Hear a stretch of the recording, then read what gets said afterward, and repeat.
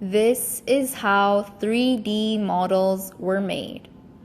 On the section images of the cadaver, outlines of the structures were successively drawn. The outlines were stacked. The gaps between the outlines were filled with triangular surfaces. This is called surface reconstruction.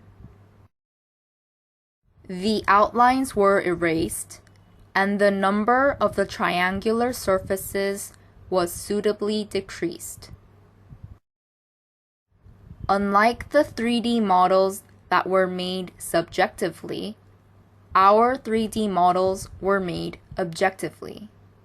Therefore, our 3D models were presented on numerous international scientific journals. Also, these 3D models can be embedded on the sectioned images. I hope that you learn anatomy easily and pleasantly using the 3D models we've created.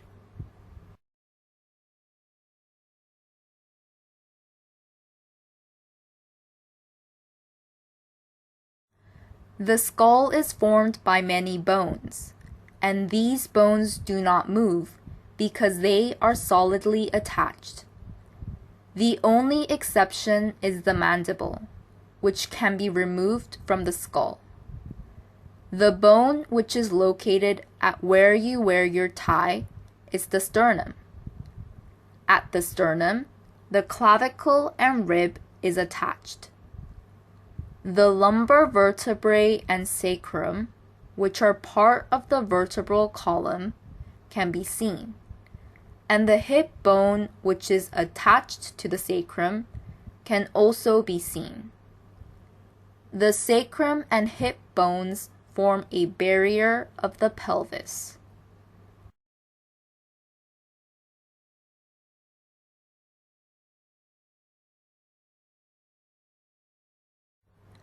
The clavicle is connected to the scapula, and the scapula is connected to the humerus. Therefore, the clavicle and scapula can be seen as bones that connect the torso and the arms. The humerus is connected with the ulna and radius at the elbow joint. The bone at the pinky is the ulna, and the radius is located at the thumb. The ulna and radius are connected to the carpal bones at the wrist joint. The carpal bones consist of 8 bones. The carpal bones and metacarpal bones are bones located in the palm. There are 5 metacarpal bones, and each of them are connected with phalanges.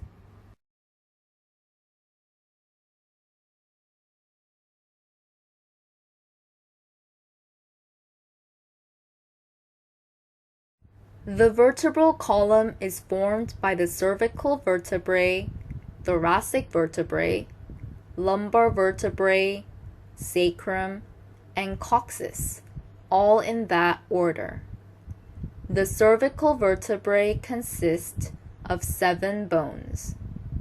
The ones connected to the ribs are the thoracic vertebrae, and since the ribs consist of 12 pairs, the thoracic vertebrae also consist of 12 pairs.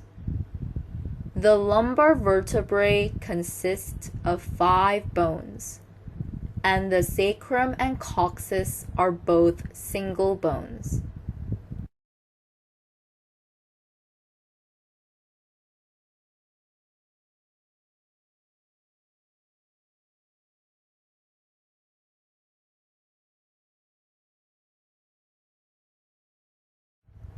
The hip bone is connected to the femur at the hip joint. Therefore, the hip bones can be seen as bones that connect the torso to the legs. The femur is connected to the patella and tibia at the knee joint. The tibia is connected to 7 tarsal bones at the ankle joint. The tarsal bones are connected to 5 metatarsal bones, and the metatarsal bones are connected to the phalanges. Don't the bones in the arms and legs look very similar?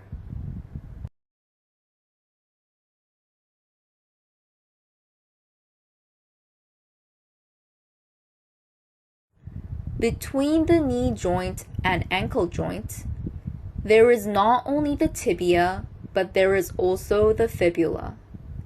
It is similar to having 2 bones between the elbow joint and wrist joint. The tibia, which is comparatively larger than the fibula, can be easily touched, while the fibula cannot easily be touched.